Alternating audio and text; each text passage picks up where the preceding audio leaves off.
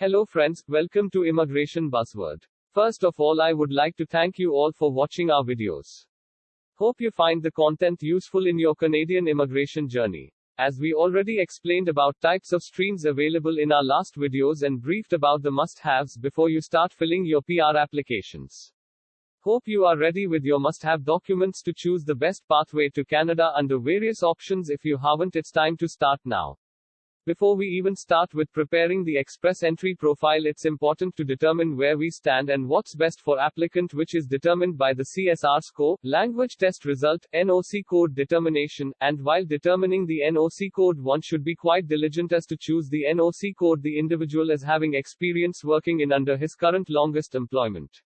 One should not hide any information even if you have pivoted your career from one NOC to other NOC, as Canadian government is quite supportive to people clearly showcasing their career transition in past years of employment in their country of residence. While we choose to start with the PR file process, it is important to understand that preparing your express entry profile is key to many PNP options available. Although many provinces have direct application acceptance, but it's always beneficial to have express entry profile made, which will not only increase our chances of being selected in upcoming draws but have ready reference for many PNP options linked to express entry system. Now PNP options have various streams to choose for applying under, like PNP through express entry profile selection by the province, PNP through provincial in-demand occupation and skills, PNP through labor market priorities or critical worker requirements, PNP through acquiring undergraduate or postgraduate education from the province, PNP through investment in a business or farm activities, PNP through priority to French-speaking applicants. With above brief, we now know various streams under which various Canadian provincial nominee program operates, but the intake depends of multiple factors determined by each province based on their provincial labor market requirements and thus vary at large from each other. Let me just grab a cup of coffee and get some energy to discuss further details with all of you.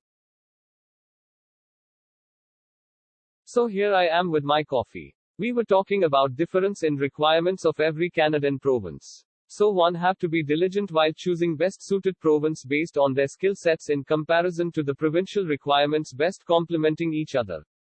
Once a province choose you as a prospective immigrant to their province, they will send you an invitation to apply and you need to submit relevant documents and prescribed fee, and upon selection you will get a nomination which will add 600 points to your express entry profile, making you moreover eligible for IRCC's upcoming PNP draw. Most immigration aspirants while applying for PNP are desirous to change the province immediately upon getting their PR card. While this is not a right thing to even think of, as any province is looking for you as an asset to the provincial development in multiple aspects. While you dream to ditch the province immediately upon getting your PR can be fatal for your future, as it can have adverse repercussions on your PR and citizenship goals. You have got into a moral agreement with the respective province who is helping you settle in Canada through their nomination, so you should support the province with your contribution in way of taxes and expenditure while staying in the province. Any province moreover don't force you to remain in the province, as being a PR holder you will be guided by Canada's law, which entitles you to your right to mobility to pursue the gaining of a livelihood in any province, but this should not be taken advantage of. Although if a need arise you can certainly exercise your right of mobility, it can be because of your or your spousal employment, your own, spousal or your children's education, or any other valid reason like medical conditions or any you may deem fit for your relocation.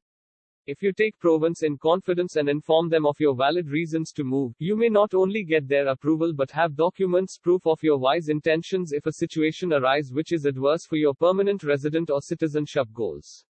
Let's call it a day. Hope you liked the content and were able to give you a glimpse of your upcoming Canadian journey and answer to some of your questions.